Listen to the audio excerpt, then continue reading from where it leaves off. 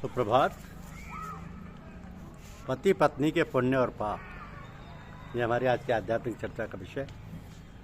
पति पत्नी के पुण्य और पाप। ये कहा जाता है कि पत्नी का आधा पुण्य पति को, पति का आधा पुण्य पत्नी को और पत्नी का आधा पाप पति को मिलता है। ऐसा कहा जाता है कि पति का आधा पुण्य पत्नी को और पत्नी का आधा पाप पति को मिलता है। पत्नी ने अपने माता पिता, भाई भौजाई आदि सबका घर भर का त्याग किया है और पुण्य त्याग से होता है, तो उसने अपने गोत्र तक का त्याग करके पति के मन में अपना मन मिला दिया है, अतः वो पुण्य की भागी होती है। तो पति संध्या गायत्री आदि करता है तो उसका भी आधा फल पत्नी को मिलता है। इसलिए पति के दो जनेऊ होते हैं, एक अपना और एक पत्नी का। स्त्री को बचपन में शिक्षा देना माता पिता, भाई आदि के अधीन होता है और विवाह होने पर शिक्षा देना पति के अधीन होता है। अगर पति से अच्छी शिक्षा ना मिलने के कारण पत्नी पाप करती है तो उसका आधा पाप पति को लगता है। अगर पति अच्छी शिक्षा देता है पर पत्नी पति का कहना नहीं मानती, पाप करती है, तो उसका आधा पाप पति को नहीं लगता, क्योंकि उसने अपनी जिम्मेदारी खुद पर ही ली है। ऐसे ही जो स्त्री पति के कहने में चलती है, पति के अधीन रहती है, वही पति के आधे पुण्य की भागीदार होती है। जो पति के कहने में नहीं चलती वो पति के आधे पुण्य की भागीदार नहीं होती। विधर्मी लोग किसी स्त्री का अपहरण करके ले जाएं तो उस स्त्री का क्या करना चाहिए? उसको जहाँ तक बने वहाँ से छूटने का प्रयास करना चाहिए और मौका लगने पर वहाँ से भाग जाना चाहिए।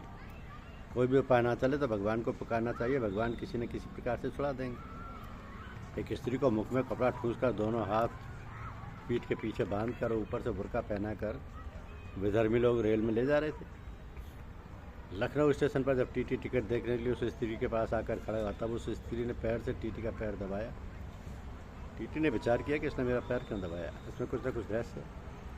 उसने रेलवे पुलिस को बुलाया। पुलिस ने जांच करके उस स्त्री को छुड़ा ली और उसका अपहरण करने वाले को पकड़ लिया। ऐसे ही नोआखाली में विधर्मी ने एक स्त्री को पकड़ लिया। उस स्त्री ने भगवान को पुकारा। इतने में दूसरा विधर्मी आया और कहने लगा कि इसको मैं अपनी स्त्री बनाऊंगा। इसी बात को लेकर दोनों आदमियों में लड़ाई हो गई। वे दोनों आपस में लड़कर मर गए और उस स्त्री की रक्षा हो गई। तो अगर पत्नी दुष्चरित्र व्यभिचारिणी हो तो उसके बाद त्याग करना चाहिए या नहीं? आजकल के ज़माने में जहाँ तक बने उस पत्नी का त्याग नहीं करना चाहिए। अपनी सामर्थ्य के अनुसार उस पर शासन करना चाहिए, उसको सुधारने की चेष्टा करनी चाहिए। यदि उसको दंडी देना हो तो उससे बातचीत ना करे और उसके हाथ से बना भोजन भी ना करे। जिसकी स्त्री को विधर्मी ले गए उस पुरुष का क्या कर्तव्य? पुरुष में उसको छुड़ाकर लाने की सामर्थ्य हो और वह प्रसन्नता से आना चाहे तो उसको अपने घर में ले आना चाहिए, कारण कि उसके साथ जबरदस्ती हुई है। अतः उसका एक पतिव्रत नहीं रहा और उसका धर्म नहीं बिगड़ा। धर्म तो स्वयं अपनी इच्छा से छोड़ने पर ही बिगड़ता है। जबरदस्ती करके कोई भी किसी का धर्म नहीं छुड़ा सकता, उसको धर्म भ्रष्ट नहीं कर सकता।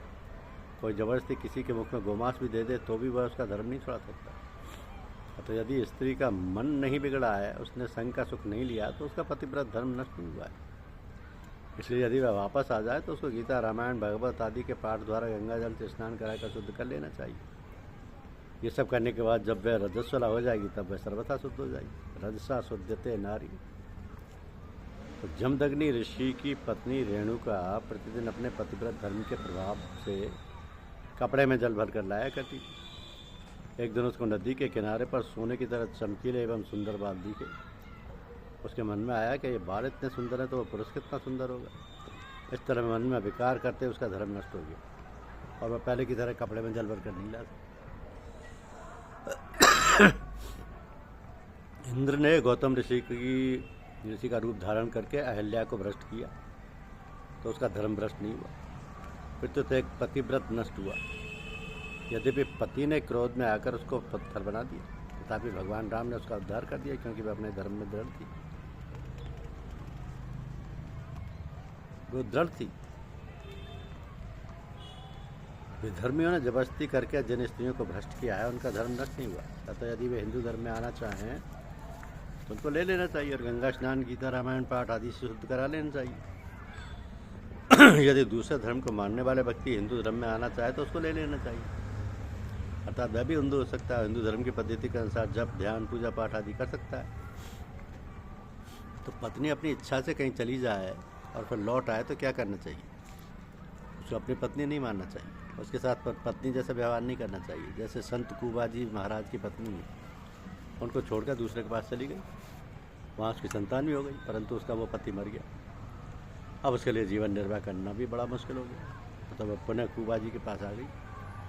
कुआ जी ने उसके निर्वाह के लिए अन्न जल वस्त्र आदि का प्रबंध कर दिया, पर उसको अपनी पत्नी नहीं माना, क्योंकि पति दुष्चरित्र हो तो पत्नी को क्या करना चाहिए? पत्नी को दुष्चरित्र पति का त्याग नहीं करना चाहिए, फिर तो अपने पतिव्रत धर्म का पालन करते हुए उसको समझाना चाहिए, जैसे मंदोदरी ने रावण को समझाया, पर उसका त्याग नहीं किया गया। तो विवाह के समय स्त्री पुरुष दोनों ही परस्पर वचनबद्ध होते हैं। उसके अनुसार पति को सलाह देने का, पति से अपने मन की बात कहने का पत्नी को अधिकार है। गांधारी कितने ऊंचे दर्जे की पतिव्रता थी। जब उसने सुना कि जिससे मेरा विवाह होने वाला उसके नेत्र नहीं है, तो उसने भी अपने नेत्रों पर पट्टी बांध दी, क्योंकि नेत्रों का जो सुख पति को नहीं है वह सुख मुझे भी नहीं लेना। परंतु समय आने पर उसने भी पति को समझाया कि आपको दुर्योधन की बात नहीं माननी चाहिए, नहीं तो कुल का नाश हो जाएगा। ऐसी सलाह उसने कई बार दी, पर धृतराष्ट्र ने उसकी सलाह नहीं मानी, जिससे कुल का नाश हो गया। तात्पर्य है कि पति को अच्छी सलाह देने का पत्नी को पूरा अधिकार है। शास्त्रों में आया है कि जो पतिव्रता स्त्री तन मन से पति की सेवा करती है, अपने धर्म का पालन करती है, वह मृत्यु के बाद पाताल लोक पति लोक में पति के पास जाती है। अगर पति दुष्चरित्र है तो पति का लोक नरक होगा।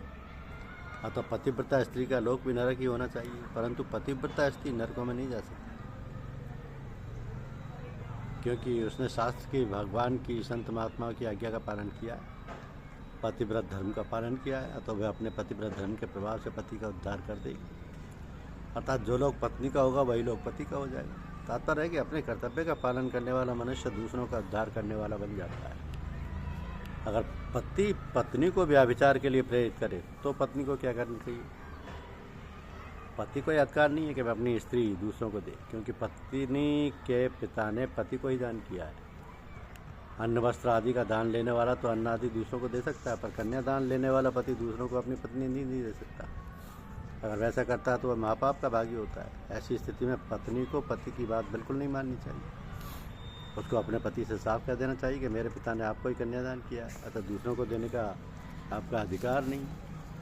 इस विषय में वो पति की आज्ञा भंग करती है तो उसको कोई दोष नहीं लगता, क्योंकि पति की आज्ञा अन्याय है, और अन्याय को स्वीकार करना अन्याय को प्रोत्साहित करता है, जो कि सबके लिए अनुचित है। दूसरी बात, अगर पत्नी पति को धर्म विरुद्ध आज्ञा का पालन करेगी तो उस पाप के कारण पति को नरकों की प्राप्ति होगी।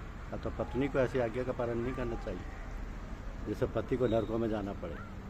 अगर पति स्वयं भी शास्त्र नियम के विरुद्ध स्त्री संग करता है तो वह अन्याय या पाप करता है। धर्मयुक्त काम भगवान का स्वरूप है। धर्म विरुद्धो भूतेषु कामस्मि भरतर्षभ। अतः इसमें दोष या पाप नहीं है, परंतु धर्म से विरुद्ध स्त्री को मनमाना काम में लेना अन्याय है। मनुष्य को सदा शास्त्र की मर्यादा के अनुसार ही प्रत्येक कार्य करना चाहिए। धन्यवाद। यूट्यूब चैनल को लाइक और सब्सक्राइब अवश्य कीजिए। शुक्रिया।